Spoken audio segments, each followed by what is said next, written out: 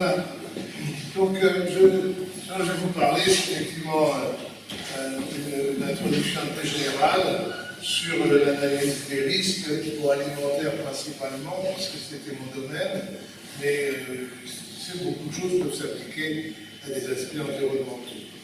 Donc, vous connaissez sûrement ce schéma classique de la trilogie de l'analyse du risque, c'est-à-dire d'un côté évaluer, Patrice a un petit peu évoqué ça, hein, mais je le rappelle, ce qui est un domaine scientifique, dirions-nous, gérer, qui est un domaine politique, en ce sens qu'il va falloir prendre des mesures, comme on peut l'expliquer, puis communiquer. Vous avez eu toutes ces choses-là qui ont défilé ce matin. Alors ce schéma, je n'aime pas trop parce qu'il me fait plutôt penser à la tête de Boris Karloff dans Frankenstein.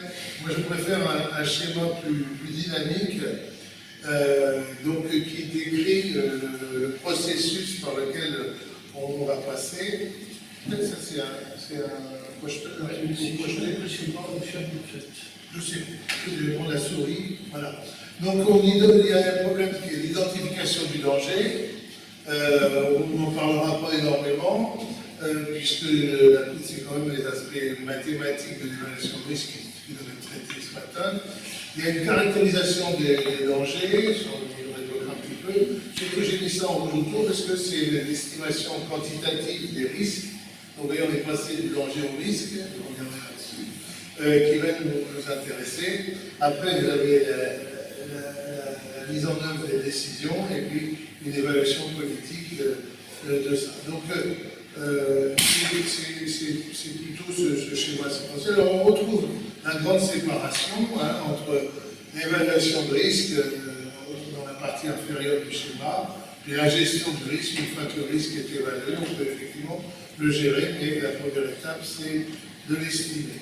Et puis au milieu de tout ça, vous avez la communication qui à tous les moments va intervenir, que ce soit au début dans les publications scientifiques, dans des colloques, et puis après dans les médias, etc.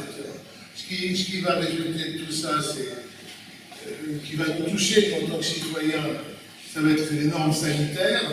Vous en avez entendu parler, puisque nos petits amis de la FNSEA ont hurlé contre les normes sanitaires tout récemment. Donc, les normes sanitaires, c'est ce qui va être un aspect concret de tout ce schéma. Et puis là, récemment, donc, le Nutri-Score, je l'ai mis dans la communication de risque. Est-ce que c'est de la communication? Est-ce que c'est de la gestion? Vous voyez que ça va, là, on commence à avoir des choses plus floues. Donc, c'est bon, juste quelques définitions. D'abord, il ne faut pas confondre danger et risque. Le danger, donc, c'est un agent, alors biologique, chimique, physique, même on peut dire globalement climatique, même maintenant, aux effets potentiellement néfastes sur la santé humaine. C'est la santé humaine qui nous intéresse, même si les gens vont vous dire que c'est la nature, l'environnement qui compte. Non, c'est la santé humaine qui est en cause. Et puis le risque, c'est la probabilité que ce danger affecte un individu. Alors, donc, quand on parle de probabilité, je pense que certains d'entre vous doivent être à l'aise, puisque c'est un aspect mathématique. Donc, quelles sont les statistiques interviennent énormément dans tout ça.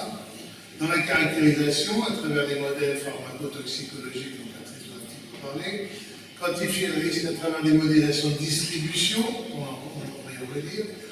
Le calcul d'exposition, c'est des calculs de quantile pour mettre en évidence des groupes à risque.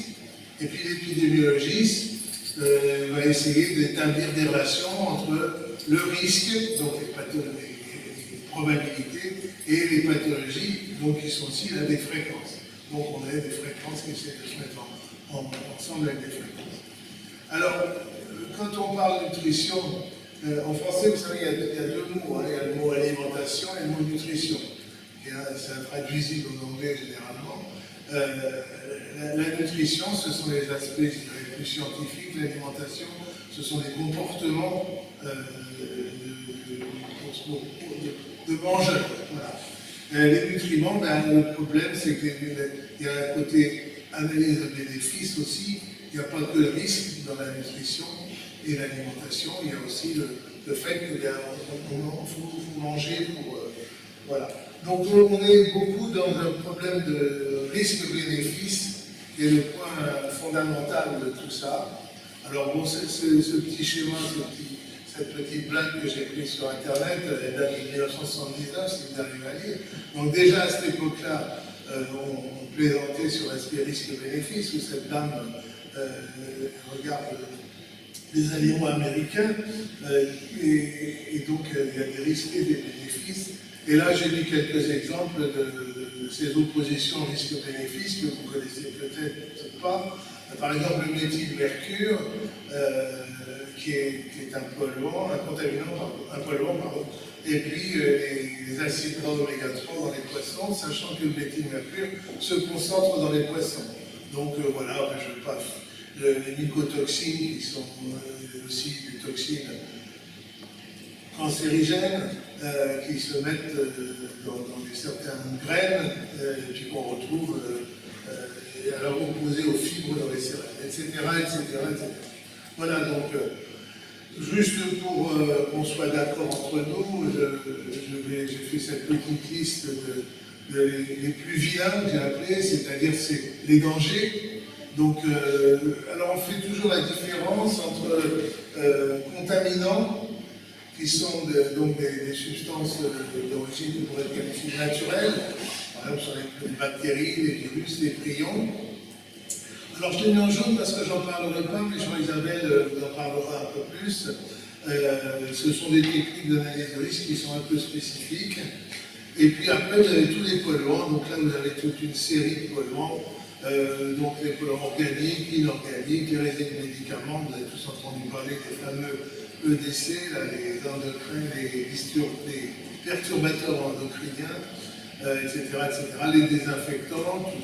Tout récemment, je crois que l'ANSES s'intéresse aux chlorates qui peuvent se retrouver dans l'eau parce qu'on traite l'eau potable avec du chlore, etc., etc. Les matériaux au contact, les bouteilles en plastique, les catalyseurs de synthèse, etc. D'un autre côté, vous avez les additifs qui sont là, des produits chimiques volontairement ajoutés, alors qui souvent révulsent les consommateurs, mais qui sont quand même bien utiles parce que ça permet d'avoir des aliments qui vont se conserver dans le réfrigérateur pendant des semaines, alors qu'autrefois ils pourrissaient en quelques jours. Les parfums, les arômes parfois sont inutiles, etc., etc. Puis vous avez les toxines naturelles, donc dont je viens de parler avec les mycotoxines, et des toxines animales, vous avez entendu parler bien sûr de ce qu'il y avait dans les huîtres. Donc ça, ce sont les méchants. Les plus gentils, ce sont les nutriments. Donc vous avez tous les macronutriments, etc., vitamines, je vais vite. Et puis vous avez le problème qui a soulevé un peu l'attention des toxicologues durant les vingtaines d'années. Maintenant, ce sont ce qu'on appelle les novel foods. On parle des aliments hyper transformés, etc., etc. Voilà. Bon, si vous êtes un anxieux, une anxieuse, pardon, vous pouvez aller sur un site internet qui est mis en place par la Commission européenne, qui s'appelle R1SFF, et vous verrez que chaque semaine, à peu près, vous avez au niveau de l'Europe une alerte pour un problème toxicologique. Il y a un très bon livre qui malheureusement apparemment n'est plus disponible, de monsieur et madame Moll, sur la sécurité alimentaire des consommateurs, c'est en français, donc maintenant il y a toutes les choses en anglais. Voilà. Donc je ne reviendrai pas là-dessus, puis si vous avez quelques questions, on pourra en parler après. Alors, comme je vous le disais, l'alimentation, c'est un domaine qui est au-delà du scientifique et qui contient beaucoup d'aspects culturels et un peu magiques. Hein, on parlait avoir du sang de navet, c'était une formule où Popeye, en mangeant ses épinards, qui le rendait très fort. Donc vous voyez, un côté mystérieux, puis il y a tous les interdits alimentaires qu'on connaît sur le porc, sur les bovins en Inde, etc., etc. Donc il y a eu toute cette gentille littérature qui est sortie à l'époque, Manger tue, C'était à la mode, fut un temps. Alors le problème, si vous voulez, c'est que tous les aliments contiennent des analytes, c'est-à-dire des constituants potentiellement à risque. Ces analytes ne sont pas évidemment des contaminants, ça peut être des nutriments. Un gros consommateur a une probabilité non nulle de dépasser un certain seuil qu'on peut appeler toxicologique. Et puis donc, comme le risque zéro n'existe pas, malheureusement, sauf dans l'esprit de beaucoup de gens, ça signifie que, comme nourrir, ça veut dire toujours prendre d'une certaine façon un risque, mais il peut être infiniment petit, et c'est ça la question. Alors juste pour vous montrer ce que ça donne quand on ne se nourrit pas, je pense que vous êtes incapable de deviner quand cette photo a été prise. C'est une photo, je n'ai pas voulu prendre des petits Africains parce que je trouvais que c'était vraiment trop classique. J'ai voulu prendre cette photo. En fait, c'est une photo qui a été prise il y a maintenant 80 ans, en 1945, aux Pays-Bas. Ce sont des petits Hollandais, ça. Il y a eu un hiver terrible suite à la guerre, et donc il y a eu une famine, ils appellent ça l'hiver de la famine. Alors l'intérêt de cette photo, c'est que l'intérêt scientifique, sinon je ne l'aurais pas montré, c'est que suite à cette famine, ces enfants, qui sont sur nous devenus des adultes, comme certains sont décédés, cette famine a induit chez eux des modifications de leur ADN, donc ça s'appelle l'épigénétique, et en particulier ça portait sur le métabolisme des graisses, et les nutritionnistes hollandais se sont aperçus que leur descendance avait une occurrence d'obésité plus élevée que le reste de la population, puisqu'ils avaient eu un blocage d'un complexe d'une hormone qui s'appelle la lectine, qui sert dans le métabolisme de l'obésité. Voilà. Donc vous avez là un exemple qui est un peu compliqué, et qui est un peu provocateur de ma part, mais c'est pour vous dire que vraiment il faut faire attention. Il ne faut surtout pas confondre risque alimentaire et peur alimentaire. Les peurs alimentaires, ce sont des choses qui existent depuis très longtemps, qui remontent à la plus haute antiquité, et donc vous avez depuis toujours eu des aliments qui étaient considérés comme dangereux pour l'humanité. Voilà. Alors, évaluation quantitative du risque, qu'est-ce que ça implique? Eh bien, ça implique de combiner 5 types de données. Alors les deux données de départ que j'ai mis en jaune, c'est d'une part les données de composition. Et donc vous voyez que j'ai volontairement mis au moins 3 types d'analytes, là c'est le terme technique, d'analytes que l'on va rechercher, d'une part les nutriments, les contaminants d'origine bactérienne ou les polluants. Et puis d'un autre côté, vous avez des données de consommation, et on va combiner ces deux sources de données pour transformer ça en apports. Quand on parle de nutriments, ce sont des apports, et quand on parle de polluants ou contaminants, ce sont des expositions. Je crois qu'Amélie Crépé vous parlera de l'exposant, j'ai trouvé ça très beau comme formule. Donc, à partir de là, ces apports vont être confrontés à d'autres données, qui sont des données toxicologiques et des données épidémiologiques. Donc là, on a fait le tour. Mais le point de départ, ce sont vraiment ces deux types de données. Donc, d'une part, des données de composition, que vous avez ici, et d'autre part, des données de consommation de ici. Et toute la question, c'est que ces données ne sont pas évidentes. Elles sont difficiles à avoir, on en reparlera peut-être, mais donc, et souvent elles coûtent cher. Donc si elles coûtent cher, elles ne sont pas facilement obtensibles auprès d'un marché. Donc, par exemple, dans les compositions, le plus simple, c'est les teneurs légales, de dire, dans la mesure où on n'a pas le droit de mettre plus que ça, voilà ce qu'on consomme. Et puis on va jusqu'à des teneurs analysées, des aliments individuellement analysés, ce qu'on appelle les diet studies, très chers aux gens de la FAO. Donc là, vous avez une connaissance. Au départ, ça coûte pas grand-chose, et puis après, ça coûte cher. Et on a exactement la même chose pour les consommations, où les données de production sont pas très chères, elles sont collectées par l'INSEE, et puis c'est les industriels qui les fournissent, il y a les bilans nationaux. Puis après, vous avez les budgets des ménages, vous avez plus l'individu, là, c'est une famille entière. Par exemple, si vous allez collecter les tickets de caisse des supermarchés, vous savez ce qu'une famille va avoir acheté, mais vous ne savez pas ce que chaque individu a consommé dans la famille. Et puis, après, vous avez des données individuelles, il y en a qui vont vous coûter très cher aussi de la même façon, puisqu'il faut mobiliser. Donc, en fonction de ça, vous avez une qualité de l'information, de l'estimation, pardon, et vous avez donc différentes valeurs d'apport ou d'exposition, donc avec des noms très exotiques ici, MSDI, TANDI, PADI, j'ai mis la traduction, Maximum Survey Derived Daily Intake.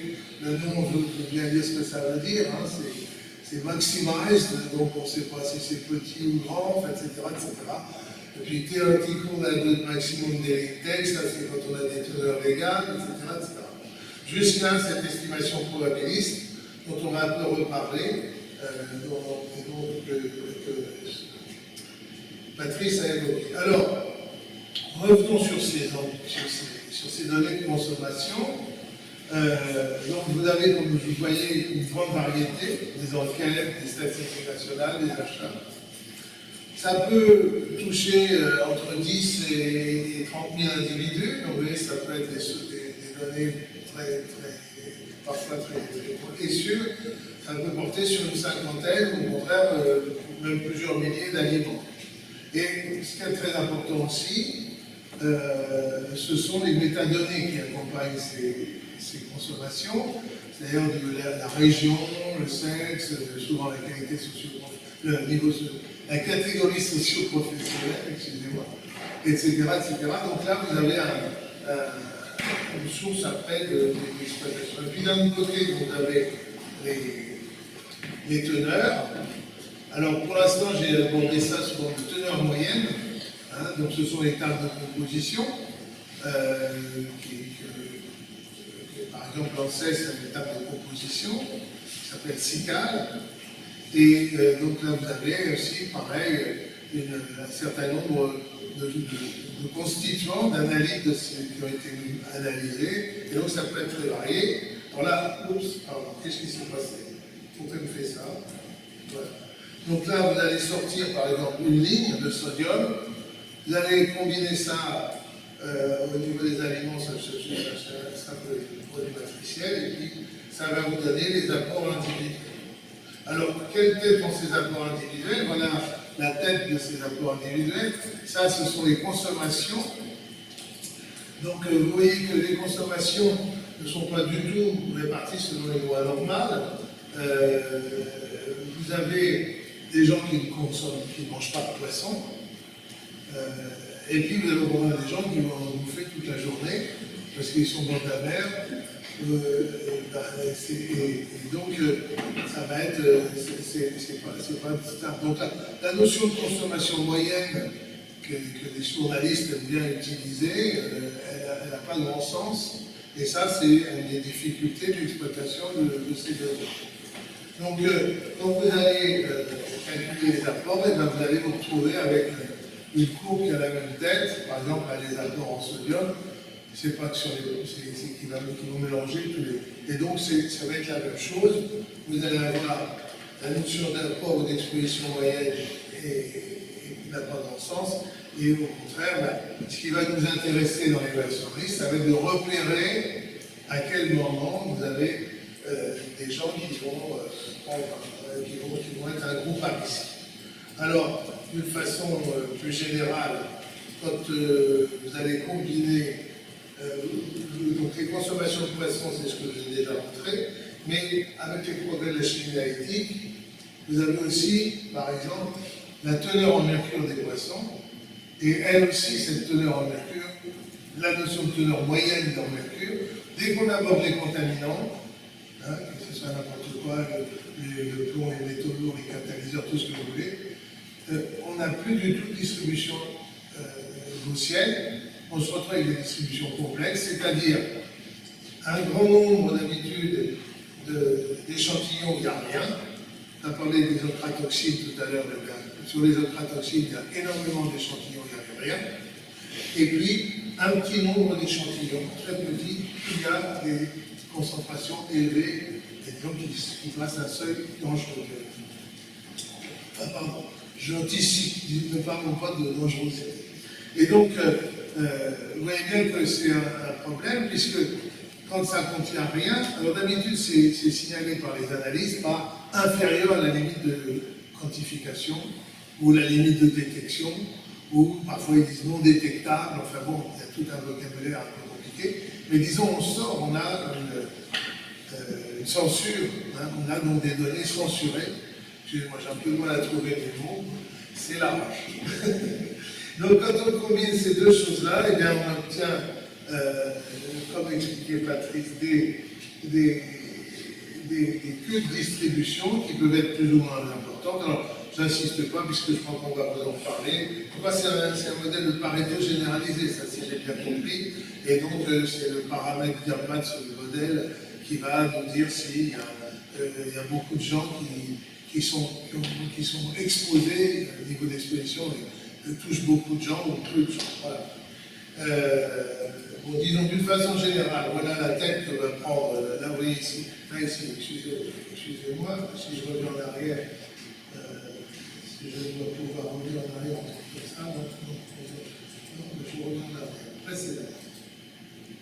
Ah, ben oui. Voilà. Ici, vous voyez, c'est la densité de probabilité, je me suis arrêté à 0,15. Là, sur ce schéma-là, c'est la probabilité cumulée, et donc je vais à 0 à 100%. Donc voilà, modéliser une courbe classique d'apport ou d'exposition. Donc si on connaît, si on est capable de modéliser cette distribution, ben, l'intérêt, ça va être de fixer un seuil de risque. Et donc pour fixer ce seuil de risque, on va utiliser ce qu'on appelle les valeurs toxicologiques de référence, donc qui va être la suite de ma présentation. Alors, je vais aller rapidement là-dessus parce que c'est un univers de sigles et d'abréviations sans fin. Vous avez sur Internet, vous pouvez télécharger ce document qui donne beaucoup de choses, même s'il date de 2002, il est encore très actuel. Voilà, bon, ça c'est le modèle classique qu'utilisent les toxicologues, le fameux modèle dose-réponse. Donc sur l'axe vertical, vous avez un effet, par exemple une cancérogénicité, et puis sur l'axe horizontal, vous avez une dose. Et donc on va faire des lots d'animaux, c'est pour ça que j'ai mis en jaune les animaux sur l'axe vertical, on va faire des lots d'animaux qu'on va soumettre à des concentrations variables d'un produit que l'on soupçonne d'être par exemple cancérogène, etc. Alors, cette courbe, il y a toute une série de travaux qui existent déjà sur cette courbe avec différents types de modèles. Et ce qui va intéresser malheureusement les toxicologues, c'est les basses concentrations. Les autres à faible effet. Et donc, par exemple, un genre classique, c'est le D10. Vous connaissez sans doute la D50, hein, qui est donc la dose qui va donner 50% de réponse d'animaux contaminés, malades. Et donc voilà, malheureusement, ce schéma-là, il est sympathique, mais il y a beaucoup de travaux qui ont été faits pour essayer de se promener dans cette zone-là, qui est la moins connue, par extrapolation. Donc on n'est plus dans l'interpolation, de l'extrapolation. Vous savez que c'est bien que moi que là, les intervalles de confiance sont gigantesques, etc., etc. Donc c'est pour ça que la toxicologie a essayé d'éviter l'utilisation de cette approche. Alors, ce qui a fait un peu progresser les choses, c'était un règlement européen qui s'appelle REACH, que vous avez peut-être entendu parler, donc Registration, Evaluation, Authorization and Restriction of Chemicals. Alors, il faut savoir que depuis un siècle environ, un peu moins, durant les 70 dernières années, l'industrie chimique a été capable de synthétiser plusieurs centaines de milliers, même sans doute plusieurs millions de molécules. Donc quand REACH est sorti il y a maintenant moins de 10 ans, il était évident que connaître la toxicité de toutes ces molécules qui pouvaient se retrouver dans les aliments ou dans l'environnement, ça posait un gros problème. Donc il a fallu mettre en place des outils qui permettaient d'aller vite, hein, et d'éviter d'avoir à faire sachant que la toxicité, c'est quelque chose d'extrêmement sophistiqué, je dirais. Il y a d'une part, par exemple, si vous prenez une famille de composés qui s'appelle les dioxines, vous avez plus de 200 dioxines qui existent, et certaines, elles ont toutes le même nom, elles ont souvent le même nom d'atomes de chlore, dioxyde étant. Et sur ces dioxydes, il y en a certaines qui sont assez peu toxiques, et d'autres qui sont au contraire extrêmement toxiques. Donc c'est compliqué. D'autre part, beaucoup de travaux sont faits sur les rats ou des souris, et le passage interspécifique, c'est-à-dire extrapoler les résultats qu'on a eus sur les animaux, les extrapoler à l'homme, ça pose un certain nombre de problèmes. Voilà, donc c'est pour ça qu'a été développé il y a longtemps déjà ce qu'on appelle le QSAR, vous avez peut-être entendu parler, c'est la relation quantitative structure-activité, qui fait qu'on décrit une molécule. Donc vous avez peut-être appris, on est dans une école de chimie, vous avez peut-être appris qu'une molécule peut être décrite par une formule ou par un dessin, etc. Mais il y a plein d'autres façons de décrire une molécule. La topologie a servi à les relations entre les atomes, leur situation réciproque, l'électronégativité. Et donc vous pouvez aligner comme ça toute une série de propriétés et les confronter à des effets cancérigènes, tératogènes, etc. Et donc essayer de construire des modèles qui sont intéressants. Donc on est passé donc, à des méthodes que très gentiment on a appelées in silico pour dire que c'était des simulations sur ordinateur. Voilà. Donc j'insiste pas, mais comme Patrice m'a traité de toxicologue,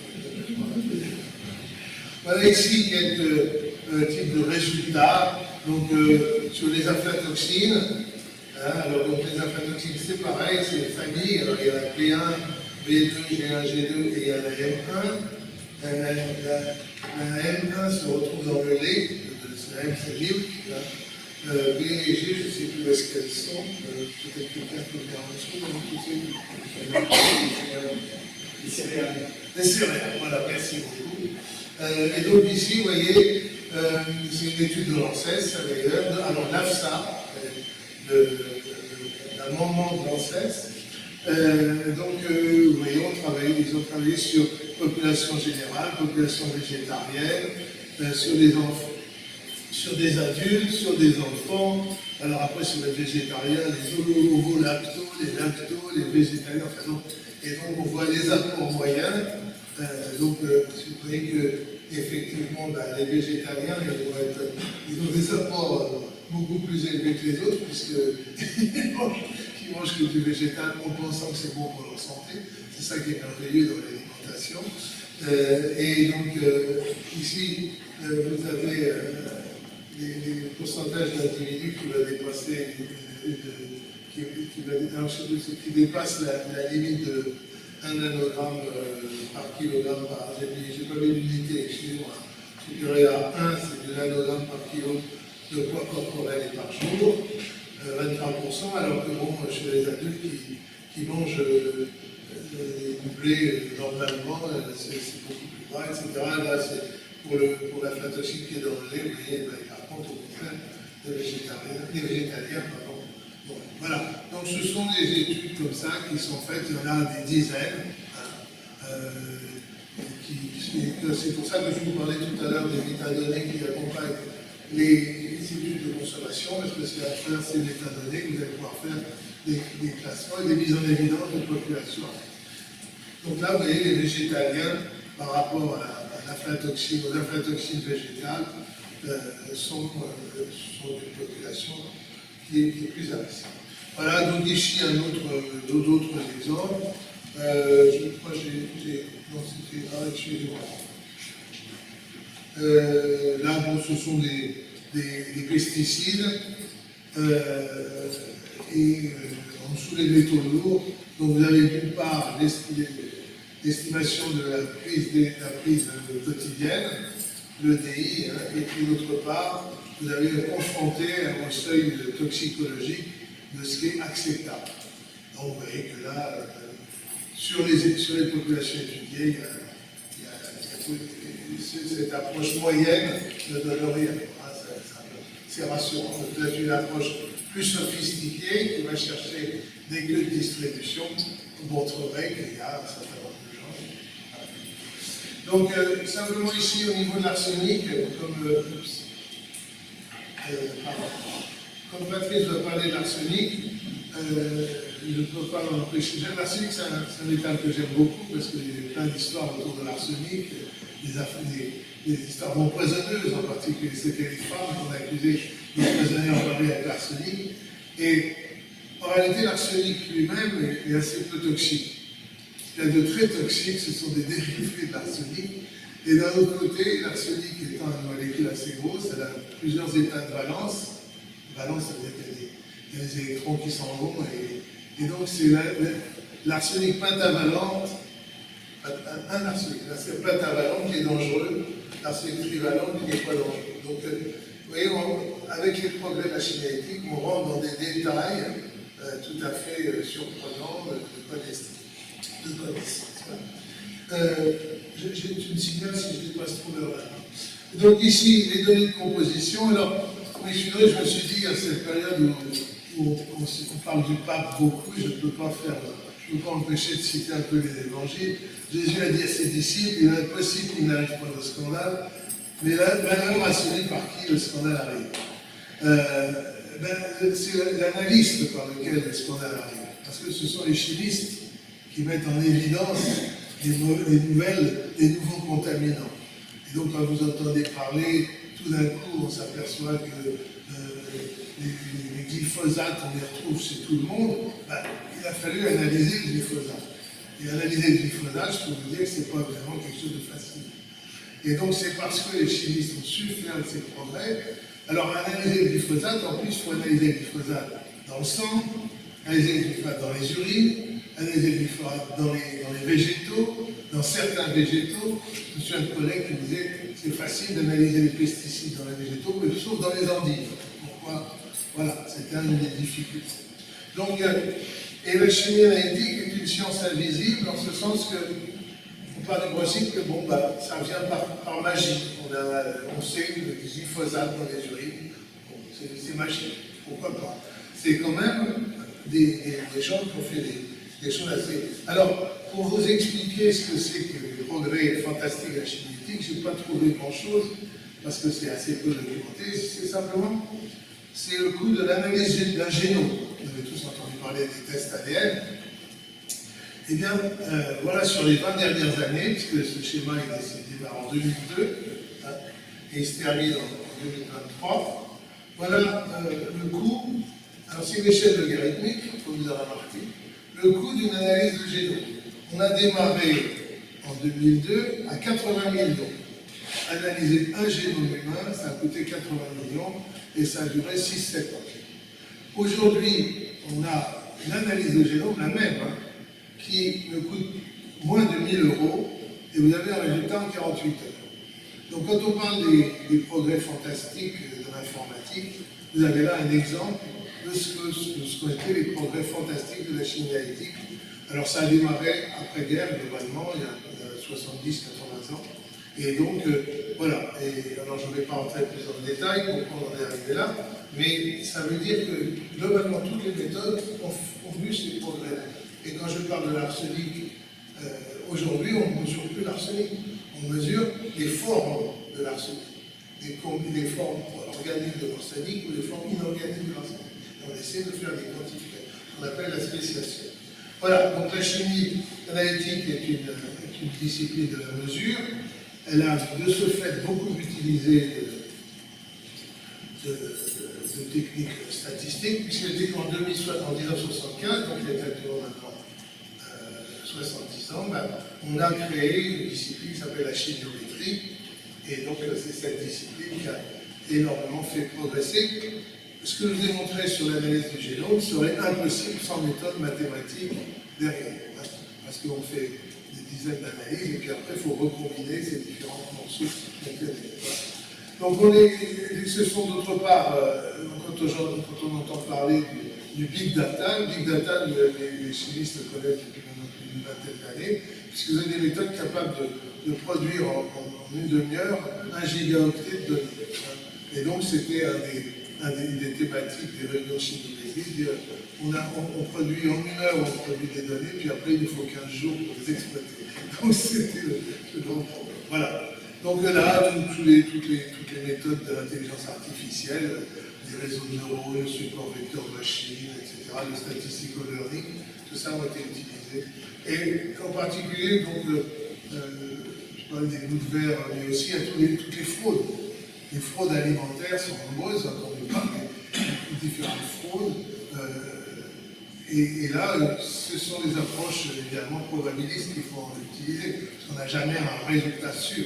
On est toujours à une limite, et d'ailleurs les industriels jouent de ça. Quand on rajoute dans la poudre de lait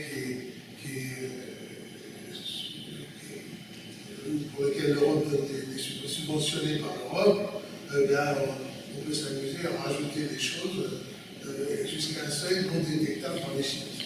Donc, bon, alors je vais passer ça rapidement, c'est un des problèmes, je crois que donc, juste ce que je voudrais vous dire aussi, c'est une chose qui me paraît importante pour les discussions, c'est que il y a une incertitude, puisqu'on fait des mesures. La notion d'incertitude a remplacé, il y a maintenant une trentaine d'années, la notion d'erreur. L'erreur de mesure, c'est quelque chose qu'on ne parle plus vraiment, et les métrologues ont proposé de remplacer ça par la notion d'incertitude. Et cette incertitude, c'est quelque chose qui va permettre de mitiger une décision. J'y reviens après.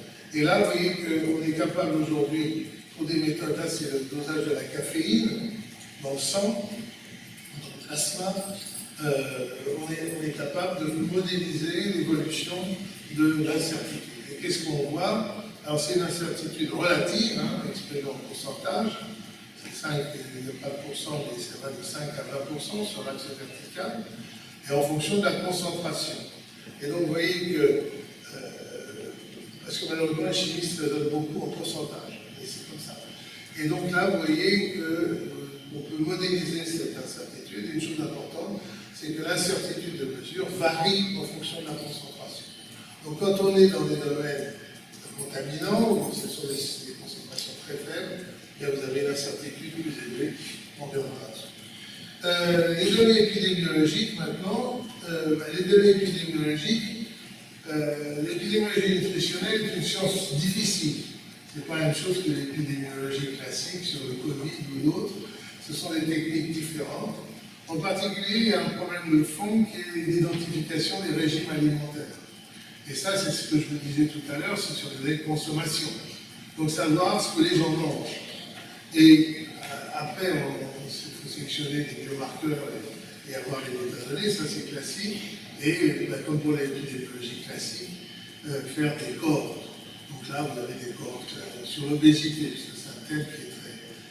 Donc une mesure assez classique utilisée en épidémiologie, ce qu'on appelle le risque relatif. Pour en enlever, c'est l'odds ratio. Et donc, on va essayer de voir si tel ou tel régime alimentaire qui a été identifié va avoir des conséquences intéressantes, positives ou négatives, sur des pathologies. Alors, les résultats ne sont pas simples. Alors, un exemple ici, qui a été beaucoup travaillé par les Grecs, c'est pour ça que c'est une référence, c'est Papadakis et autres, c'est sur le régime méditerranéen. Donc là, vous avez l'odds ratio, le risque relatif, Donc, un, ça veut dire, enfin, vous connaissez l'interprétation de cette donnée-là, un, ça veut dire que ça n'a pas d'effet. Le risque relatif pour les maladies cardiaques, donc les bienfaits du régime méditerranéen, vous voyez, donc là c'est... Alors il y a des chiffres ici, c'est une méta-analyse, hein, donc c'est sur une trentaine d'études comme celle-là. Donc vous voyez, 3 études sur les antidiabétiques, etc. Et donc, ça montre que les interventions, les cohortes, ça n'a pas grand effet, tandis que ça a de l'effet sur les maladies cardiovasculaires. Donc je vais un peu vite parce que je ne voudrais pas trop dépasser mon horaire. Donc ce qui m'a surpris dans cette étude, je vous laisse ça à votre perspicacité, c'est qu'ils arrivent à un intervalle de confiance négatif. Donc une probabilité négative qui paraît assez intéressante. Donc voilà. Mais bon, je dis, et là ici, vous avez un autre exemple. Là, celui-là, il est classiquement cité. Vous voyez, il est vieux, de 1994. C'est l'influence de la consommation d'amidon, donc l'apport d'amidon au crâne par jour et par personne, sur des cas de cancer, soit du rectum en rouge, soit du côlon en vert. Et donc ici, vous avez l'occurrence de ce nombre de cas par an, etc. Alors c'est des études qu'on a faites, chaque point représente un pays. Hein, donc là aussi, c'est une méta-analyse. Alors vous voyez, on est content parce qu'on a une bonne corrélation quand c'est le côlon, une corrélation plus douteuse quand c'est le rectum, mais c'est quelque chose qui est très classiquement cité comme l'effet positif de la consommation d'amidon. Alors, je voudrais revenir sur cette notion d'incertitude, un concept qui remplace l'erreur de mesure. Ici, bon, quand on étudie l'incertitude, on fait toujours ce diagramme dans la règle de Poisson. Là, ici, sur les données de consommation et sources d'incertitude. Je vais passer vite, mais vous voyez qu'il y a la main-d'œuvre, c'est l'enquêteur, son expertise, il y a le milieu, comment on a choisi le panel, la méthode, la différentes méthodes de recueil, et surtout le problème, c'est le calibrage, la calibration du recueil, parce que les gens doivent dire combien ils ont mangé, mais est-ce qu'ils se trompent, est-ce qu'ils sont bien, combien ils ont mangé en quantité, en masse. Et bon, c'est pas évident, si je vous demandais combien vous avez mangé ce matin de pain au petit déjeuner, c'est pas sûr que vous soyez moins prompt. Donc, vous voyez, la désignation d'aliments aussi, c'est une chose qui est difficile. Quelqu'un qui dit j'ai mangé de la viande, quelle viande, il y a des viandes basses, des viandes maigres, enfin oui, ça n'insiste pas. Et donc, j'ai repris le schéma de tout à l'heure où j'ai mon nombre de cancers, côlon et rectum, en fonction de l'apport en amidon, et comment on interpréterait, si on rajoutait l'incertitude, hein, comment on pourrait interpréter à ce moment-là ce schéma? Est-ce que mes corrélations continueraient à avoir un sens? Est-ce que ça voudrait dire quelque chose? Donc je me permets d'insister là-dessus, parce que bon, c'est d'abord une chose qui m'intéresse, et puis d'autre part, je trouve que si on prend en compte l'incertitude, c'est peut-être un peu plus. Et donc, l'analyse de risque est très dépendante de l'incertitude de mesure. J'ai adapté ce schéma d'un livre sur l'analyse de risque en général dans l'entreprise, les accidents de travail, etc. Et donc ici, vous voyez, on a une incertitude faible ou élevée. Ici, on a des conséquences faibles ou sévères. Et donc, les analyses de risque vont devoir s'adapter un peu à ce genre de choses-là. Hein. Et donc, quand on a une incertitude élevée, comme on est nous, avec des conséquences qui peuvent être graves, ou quand on a une incertitude élevée mais des conséquences peu graves, bien on a obligatoirement, pas obligatoirement le même investissement à faire dans le travail. Voilà. Alors pour m'amuser, je vous ai mis comme ça un petit exemple d'incertitude faible et de conséquences graves. Et puis bon, parce qu'il faut sur des époques aussi où il faut parler des femmes, voilà. Il y a aussi une incertitude faible, une conséquence grave, et puis alors là, celle-là, c'est le sommet.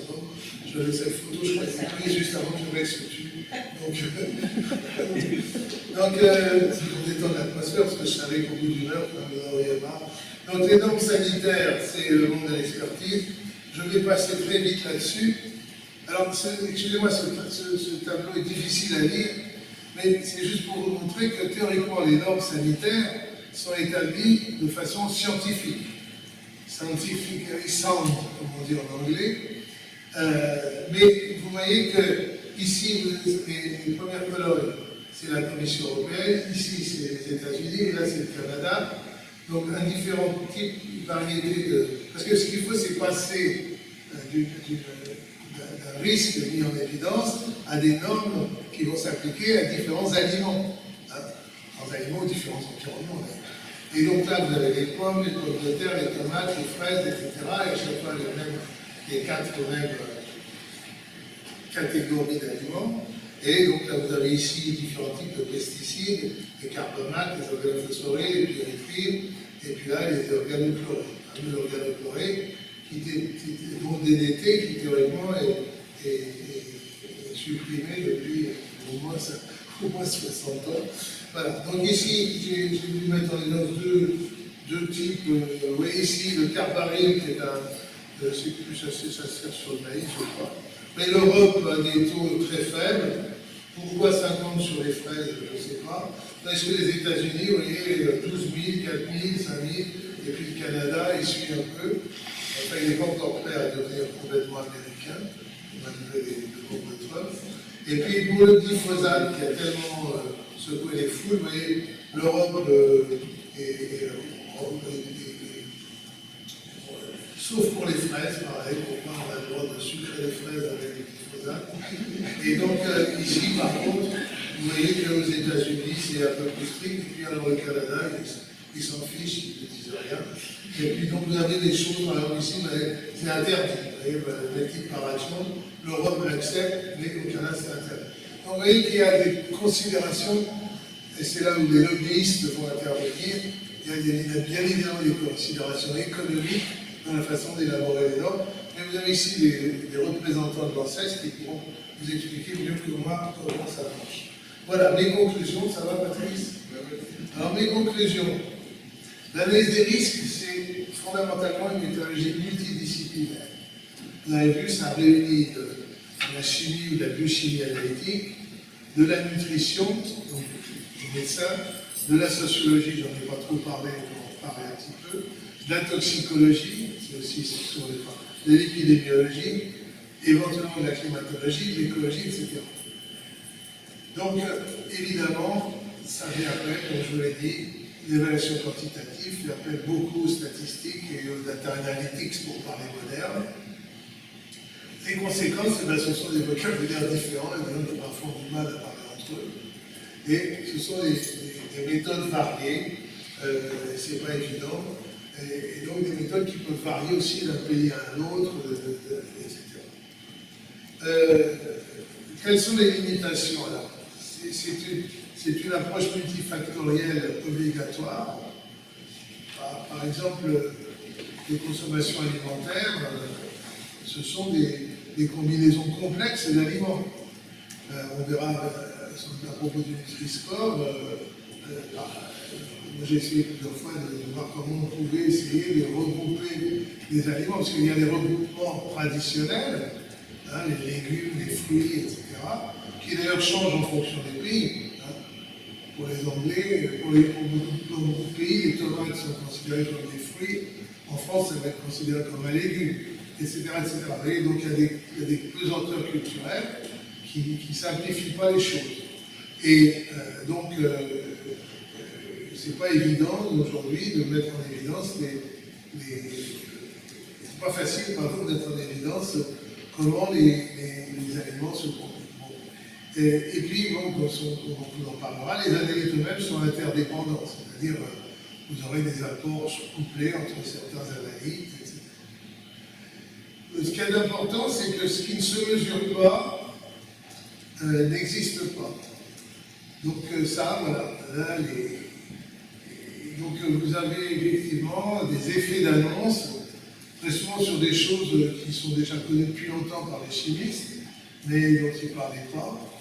donc des associations, par exemple, dans certaines villes, vont faire des analyses pour démontrer que, par exemple, il y a une radioactivité, les gens qui sont contre le nucléaire.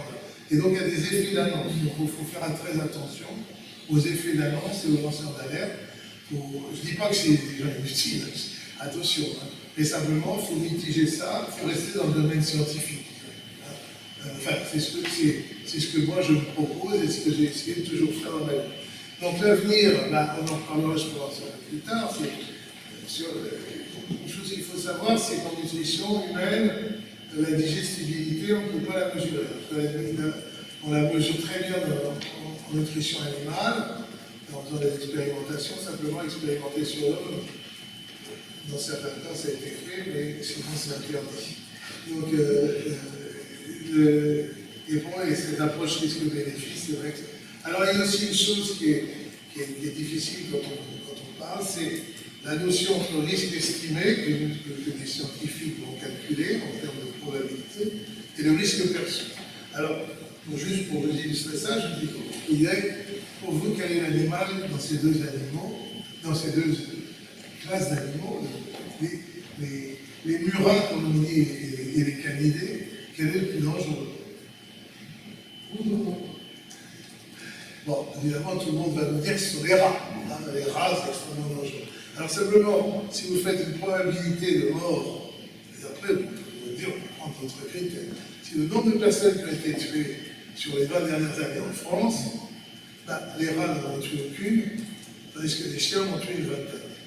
Donc les chiens sont beaucoup plus dangereux de ce point de vue-là que les rats. Alors les gens disent oui, mais les puces de rats, les chiens aussi ils ont des puces. Hein. La peste et les puces de rats, voilà. Donc il